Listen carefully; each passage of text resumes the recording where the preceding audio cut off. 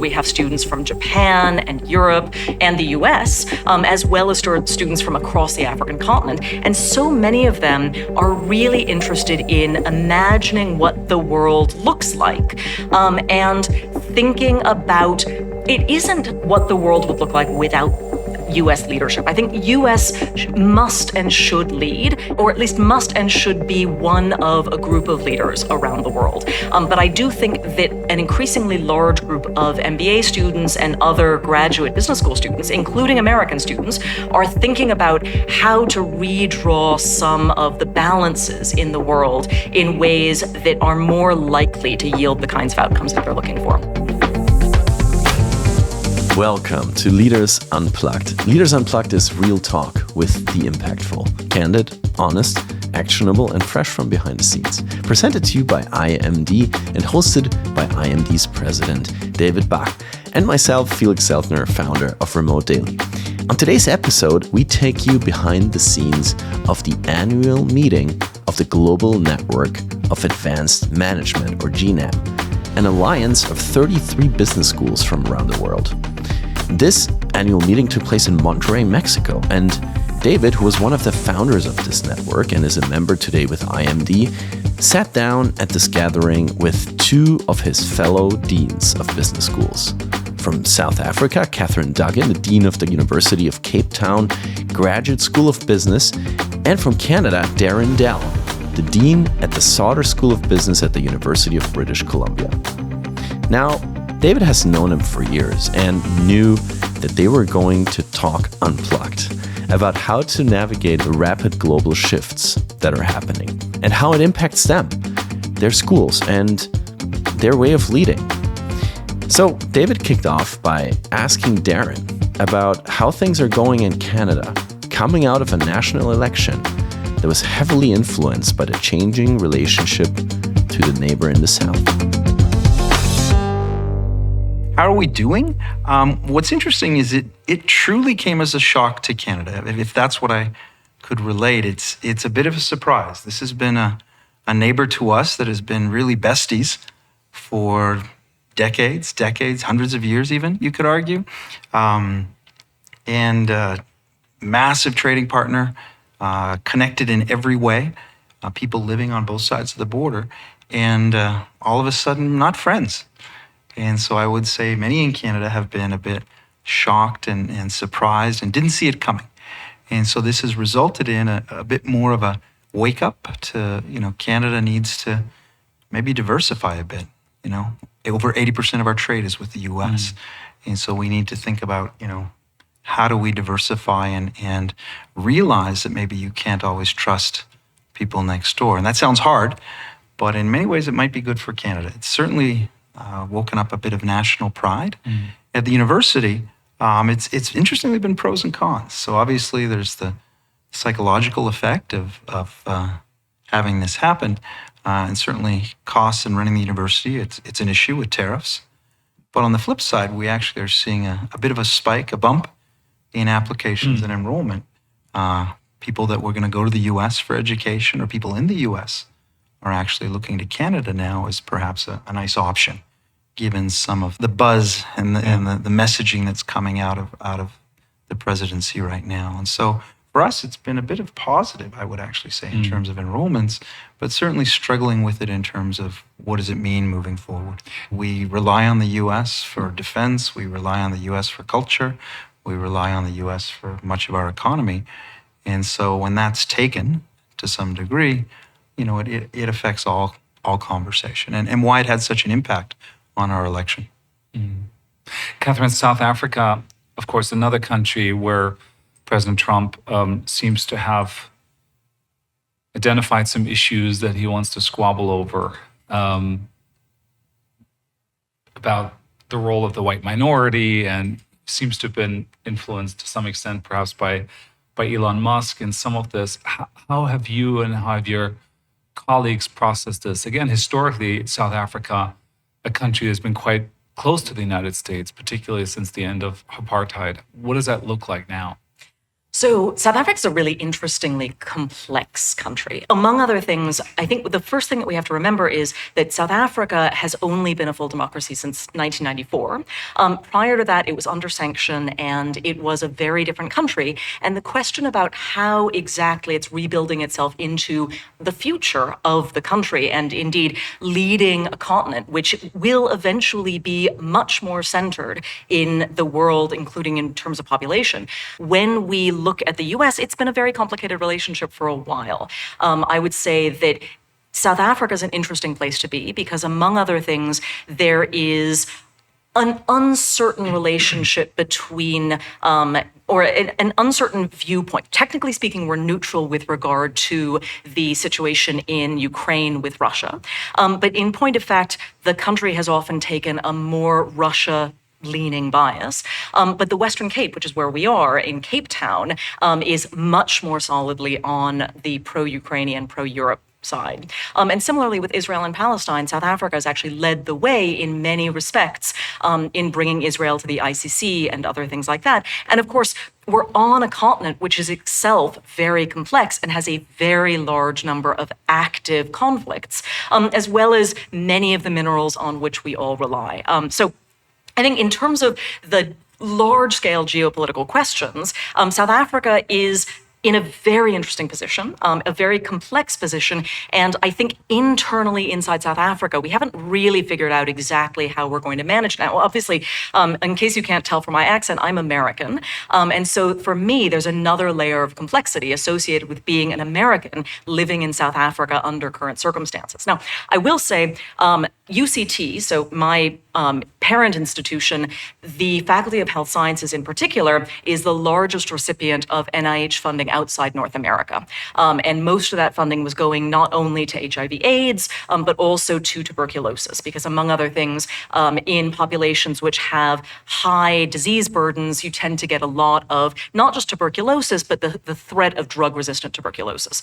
And that is one of the things that UCT has really developed global expertise on. One of the big risks as we're thinking about what the implications for the university, for the country are, is there are actually very serious implications for the world. As we reduce science funding, as we reduce funding for science in developing countries, there is a real risk that we will stop being able to track and prevent a global outbreak of drug-resistant tuberculosis in the same way that, South Africa, or that we will, I'll start again.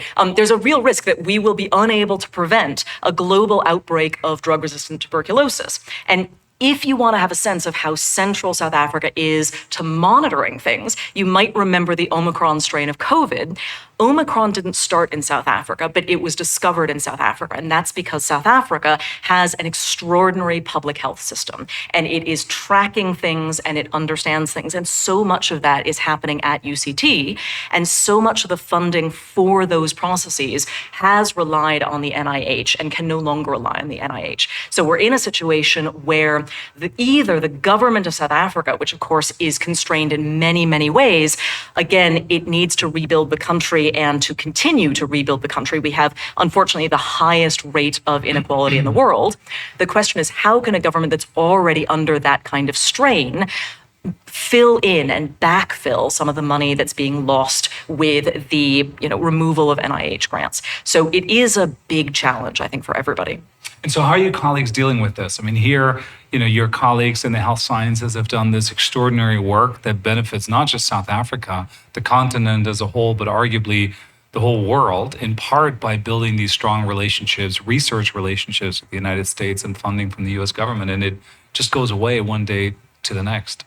I think like Darren, there is a way in which we're benefiting from this. But I think in the long term, there really is a growth that's associated with this. I think exactly as Darren said, in Canada, we need to think about the ways in which we diversify our funding sources. We need to think about the ways in which we are more actively going out and raising money. But I think more than anything else, scientists, not just scientists in South Africa, but including scientists in South Africa, are having to make active cases for the public benefit benefit of the kind of science they do, which is something that perhaps they hadn't been having to do as publicly as they now do. I think the same is true of business schools. So although I don't have undergraduates in the way that Darren does, we are attracting more and more students from around the world. We have students from Japan and Europe and the US, as well as students from across the African continent. And so many of them are really interested in imagining what the world looks like, and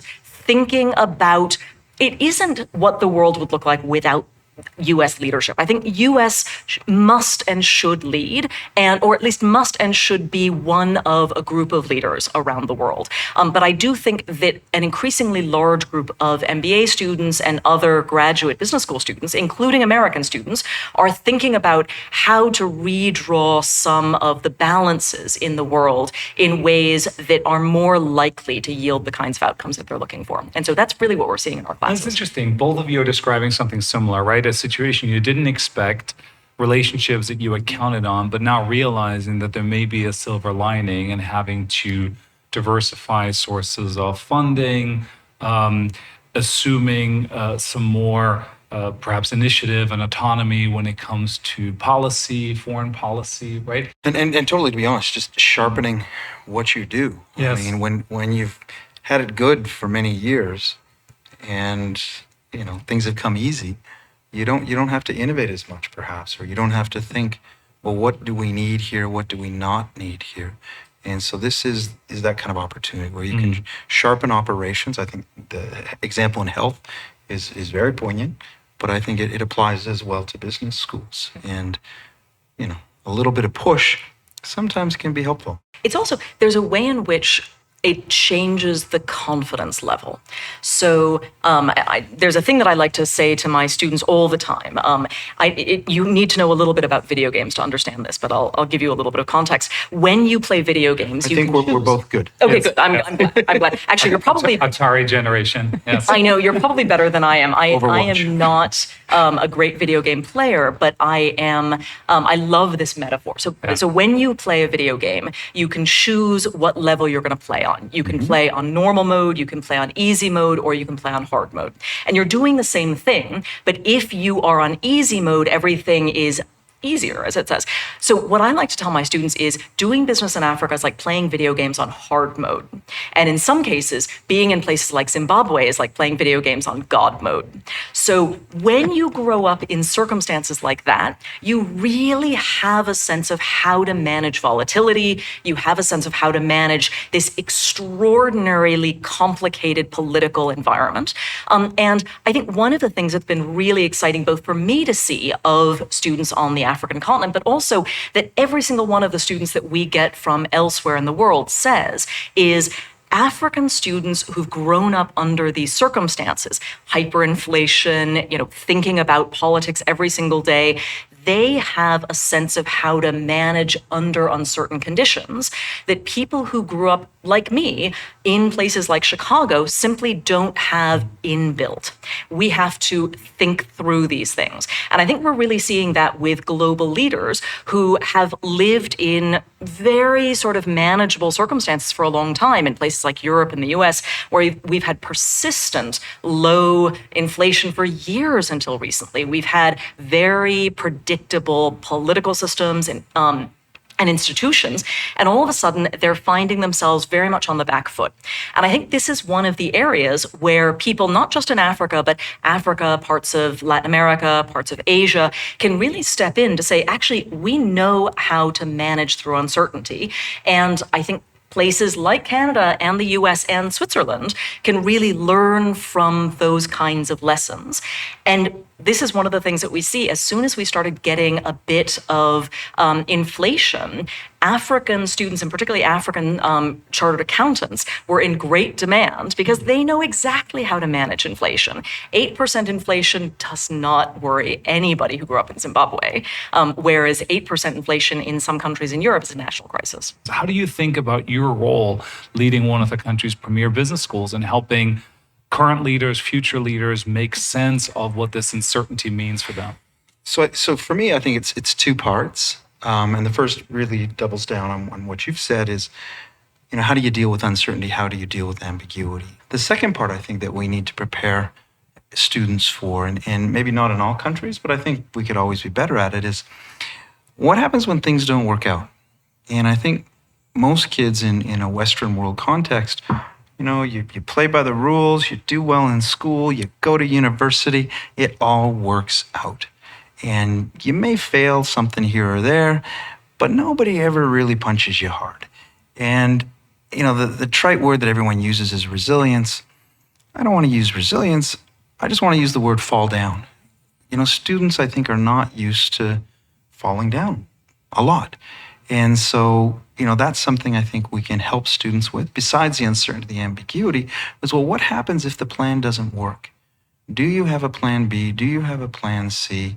What are your contingencies? And we haven't had to teach that perhaps as much as we should. And we haven't had to think about, well, what does that mean in terms of the various aspects of business, whether it's finance or marketing or, human resources. But how do we prepare students for things that not only are ambiguous and uncertain, but they're going to fail at in a big way, and that they won't get what they wanted? It's funny because I think that our students are actually organically looking for this. Among other things, when they talk about wanting to have impact, when they talk about wanting to go into programs that are going to show them how to have impact, I think part of it is impact, but part of it is really perspective. I see this a lot in the Global South because when we get students who are coming from places like Canada and the US and Germany, they've done absolutely everything right throughout their entire lives. They felt as though there's a very narrowly prescribed path for them. And they've always felt as though if they take one foot off the path, then there's just an infinite fall toward nothingness. And when they get out of the areas that they know, when they get out of the sort of contexts that they know, especially if they're then surrounded by people who have been in all sorts of other contexts and in places where there are new challenges and new difficulties, they often see a new perspective, which gives them not only some tools for resilience and some tools to manage things, when things don't work out the way they'd hoped, in part by talking to people who, have faced some really serious setbacks, but it also gives them a much broader perspective in terms of what's important, what matters, what constitutes success. And I think that's such an important thing. I will say, one of the things that I've been hearing more and more as we talk about sustainability, and particularly as we talk about scope 3, is the need for us to reduce travel. And as somebody who works in one of the places which is furthest away from just about everywhere, yeah. It's a long plane ride. It's a long, long plane ride. It's a long way away, but it's so important. And it makes my blood run a little bit cold to think of a future where we can only go places by train. Because I think that if we are only going places by train, then the kinds of places that we could conceivably see. So having Swiss students who are only able to, realistically go to places that they can reach by train during their MBAs will prevent them from seeing what they can see in Cape Town. And similarly, my students, some of whom have never left the African continent, get so much out of coming to IMD, they get so much out of coming to Sauder, and it really opens their eyes, and not just in ways that make them think, why don't I come here, but in ways that make them think, how do I understand the way that this works so that I can rebuild my country? And I think reducing that kind of travel is such a risk, even though I absolutely acknowledge that if we're going to drive a more sustainable future, we have to find a solution. But I don't think the solution is by saying we have to absolutely lock down that kind of travel. So I like the narrative. Let's put aside the sort of emissions piece about air travel. But I think the overarching narrative has been end of globalization, borders going up everywhere, everybody's turning inward, America first, ... first, right? And what you're saying is actually, at this time, perhaps more than ever, we need to be connected, learn from one another. I think universities have to play a role here to keep pushing that as an important solution to what the world sees as challenging. It being the global connectedness. It's a global connectedness. And I would hope that universities are not going to fold. I mean, you see Harvard stand versus perhaps other institutions. if that's what we believe, and I know the three of us do, being part of this network, then we have to be sure to stand up and say, we need to make sure that that connection exists, that students are able to travel and see other cultures, other education systems, other problems, because that's just going to make for a better end game for all of us. So I do think very strongly that the universities around the world have to use voice and continue to push for this.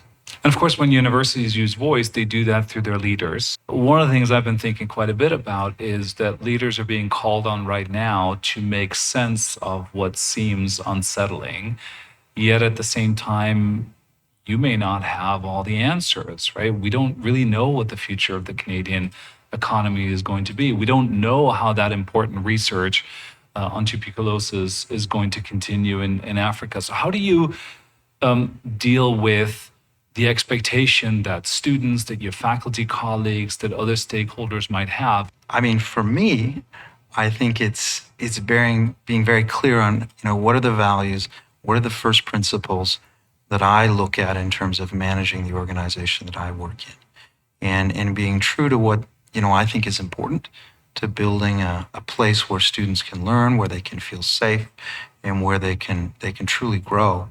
Now that sounds a little opaque perhaps, but I think to make that really concrete is I try to push students to not think about things in a black and white sense that, oh my God, everything the US is doing is terrible right now. It's just not true.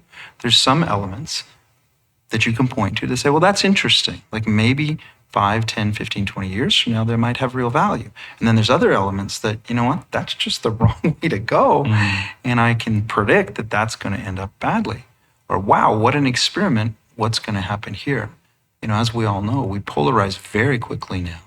And so trying to tell students, look, stay firm on who you are and where you are and how you see things, but be open to trying to understand what's happening and see the positive and the negative and the potential as an opportunity. So easy to say, but that to me is the perspective that lets me sleep at night a little bit. Mm-hmm.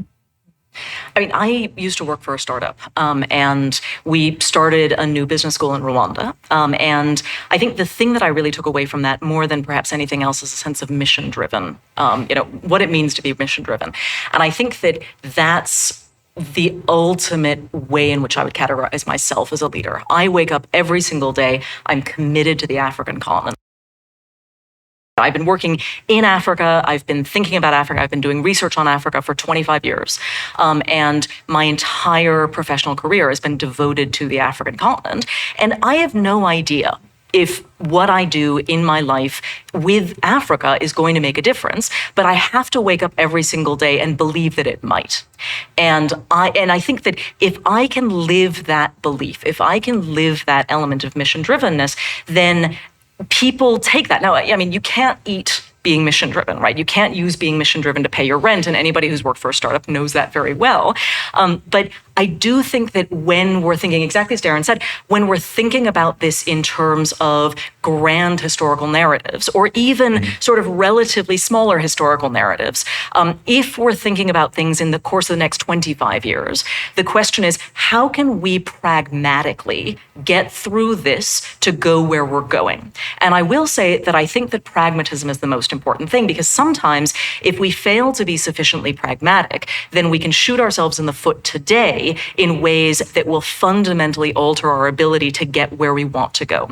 So if we really have a sense of this long-term goal, even if we don't know exactly what that long-term goal looks like, and that's what I try to do as a leader of our institution, to navigate, local politics as well as national and regional and global politics in ways that will allow us space to continue to be driven on this much larger mission that we're on. That resonates with me. Everything you said. One of the first things that got cut by Elon Musk and his Doge team was foreign aid in the US, USAID, of course, the continent. Unbelievable. There are a lot of commentators who believe that the retreat from the continent, particularly from humanitarian work on the continent of Africa, is going to, yes, lead to a vacuum, things not happening, but also it creates opportunities for others to fill that. China, of course, being one prominent candidate, a country that has been quite active on the continent, investing heavily in infrastructure and so on.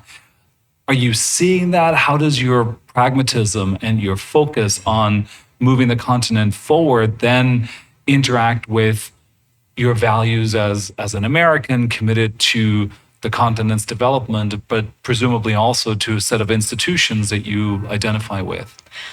Yeah, I mean, I think all of these things we have to think about how to invest literally and figuratively in each one of these areas.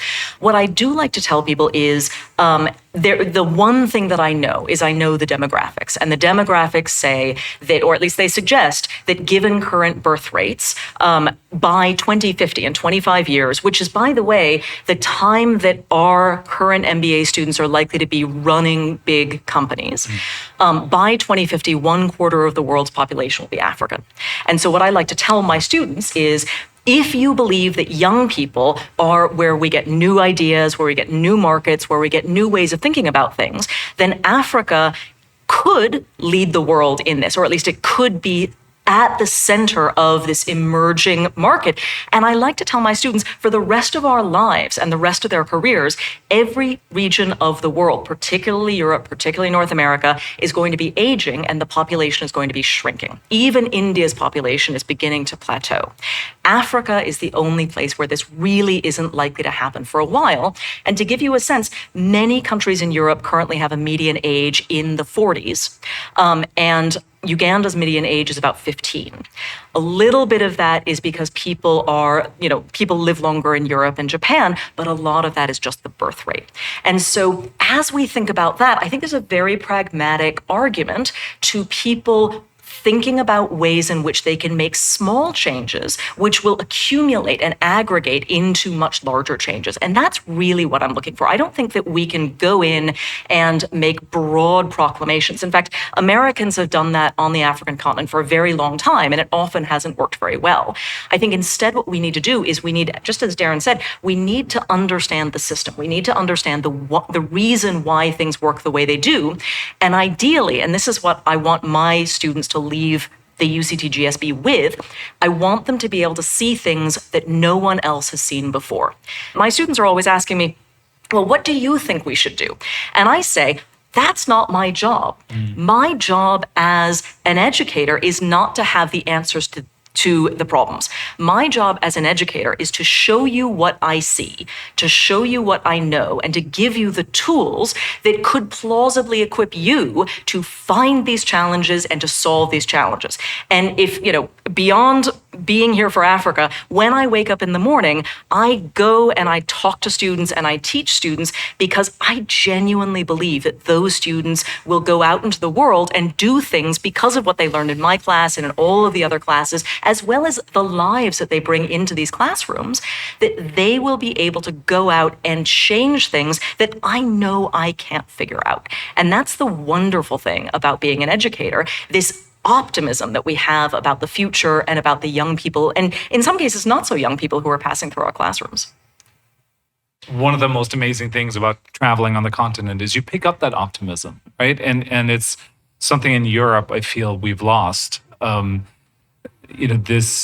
is a gloominess, and it's currently being reinforced by these geopolitics. I come back to what you said before. There was an opportunity. You're beginning to see some change in the narrative. We have agency here. It's one of the places, and I mean, this is part of being in a situation which is bad today, means that people wake up and say, probably tomorrow or next year will be better than today is. And that's something you see across the African continent, and that is very much not something that you see in the West. And it's the reverse. Exactly. We say that all the time. Our kids will never live the life that we're living. I think Edelman had some data where I think in France it was down to 9% of French respondents who felt that their kids were going to be better off than they are. 9%. And if you think about it, if we lose optimism, then everything that requires sort of deferred compensation, like investing in yourself, going to school, right, working hard. What's the point? What's the point? Why should I be doing this if things are not going to be better in the future? So let's take a step back, right? Either we can feel beaten down by those challenges, or we can rise to the occasion. So the optimism then isn't just something that is innate, it is actually something that is generated, right? And part of your role as leaders, part of our role as leaders, is actually to see the glass as half full and to encourage particularly the young people who come through our institutions to sense that sense of agency and to realize that the future isn't written and they have a really important role to play. Don't become jaded too quickly. Yeah. There's a quote which I love, and I use it every single time. In fact, I use it so often that every time I use it at my school, everybody sort of looks at each other and laughs because I use it every single time I speak. But it's because I love it so much. It's by a Nigerian author named Ben Okri, and it's a longer quote which I won't go into. But the last part of it is, "We can redream this world and make the dream real." And I see that fundamentally as what business schools do. We together can sit down and redream the world, but business schools, unlike almost any other group in the world, can actually equip our students with the skills and the tools and the networks and the ways of thinking to implement, which I think we all know is the hardest thing about doing anything. And so we're not only redreaming the world, but we are actually equipping our students to make the dream real. I wanted to ask each of you about what you love about the jobs that you have. You lead world-class business schools. So what do you love about doing that? So what do you find the most difficult about these roles? I mean, I'm happy to share because it's the same answer. Yeah. So what I enjoy most, and it's something that's come up from both of us, is actually the impact that you can have on students, even as a dean. And I think a lot of deans, and this is where the struggle is, they get busy and there's challenges and things. You have to come to meetings for GNAM, you have to talk with alumni and donor. You have so many things you have to do. And sometimes I think we lose sight as deans of where the real value, where the real difference is being made in what we do. And that's with young people, students in a classroom that are looking for direction. And my saying isn't as eloquent as yours, but I love to tell my faculty and my staff is that we change lives. And I think as a dean, you need to be doing that on the front lines. And I've tried to carve out time when I'm in town to just spend time sitting in the back of a classroom or sitting in the student lounge, which seems weird, and just talking with kids. And most of them are just excited, a little bit surprised, but always have an interesting conversation that they want to share.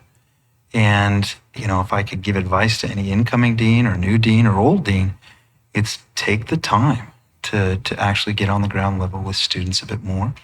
I wish I could do it more. That's probably my biggest regret is I don't really get to teach much, and I have to really block calendar to spend that time. I would agree. I think the hardest thing about my job is that I feel the opportunity costs acutely.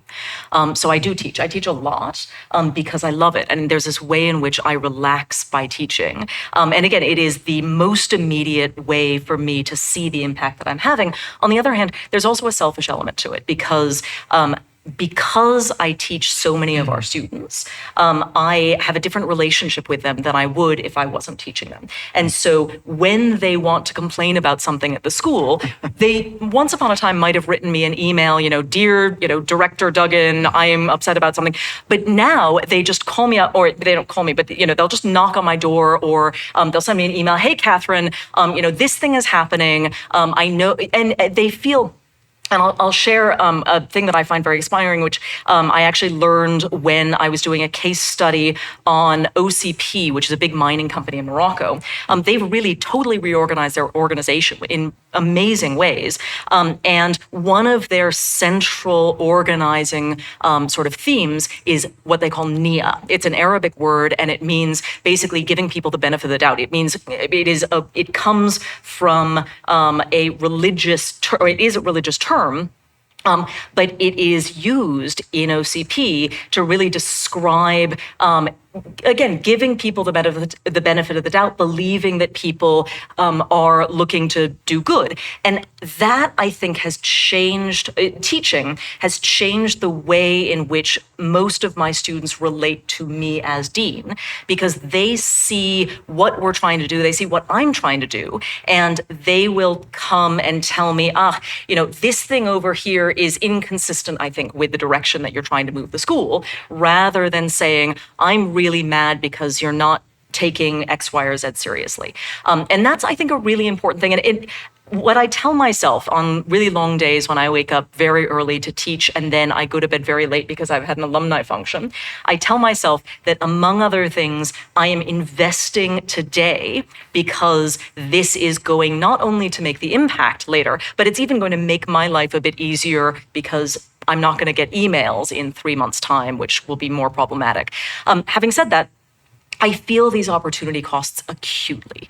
And I really, really want to be doing everything all the time. And I think one of the things that people don't tell you when you become dean is just the physical and mental toll that it takes and the degree to which that's true. Yeah, the deans need to take care of themselves. And yet it sounds very, I don't even know what to say. Exactly. I mean, it sounds selfish. Crazy to say, this person, I know CEOs feel the same way. This person at the top needs to take care of him or herself, even though it is very much true.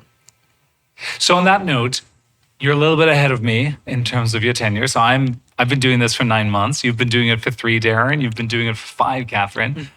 Both of you driving extraordinary impact. What are a couple of things that you've learned about doing this kind of work that maybe you didn't know 1 year into the job and you wish you had and you'd be happy to share with somebody who's following you? I would say, and it goes back to the leader or CEO, I was surprised that I'm more lonely than I was before. And so even people that I would say are, and still are my friends, the relationship changes. And you're seen as leader and you have to be a little more careful on the things you say. And both of you know me a little bit. I just like to chat it up. And I've had to be better and be a little more cognizant that when you're at the top, things you say matter and the relationships and how you manage them are going to change. And it's a bit lonely at times because, people look at you in a different way. You're the boss. You're the boss. Yeah. So that's one thing that I would say has been interesting to grow on and to develop on. And that's why these sorts of meetings like the one at GNAM that we're here for are so interesting, because you have a bunch of deans who come together and have a chance to talk to each other. It's actually something that I had no idea I was going to enjoy as much as I do. I know that people see some of these conferences and other things as boondoggles, but actually the opportunity to go regularly to conferences and see other deans over and over and over again has been incredibly valuable, partly because you learn from them. I think that totally resonates. I think one of the reasons why management education has been so successful globally, why it's perhaps the most globalized, but perhaps also the most respected part of professional education, is because we have these horizontal networks. We learn from one another. We have these gatherings. We have these formal processes. Absolutely. The other thing that resonated as well, Darren, is, it does get a little lonely. And so it's important that we get together. It's a privilege to lead these institutions, but it's also hard. And so spending time with one another and comparing notes and learning from one another makes it easier, helps us be better at our jobs. A little bit of crying. And a little bit of that. A little therapy. It's good for you, man. Or at least coffee. There you go. I'm so grateful that you took the time. Thank you so much for sharing your insights. Thank you. It's so great to talk to you. Yeah. Thank you.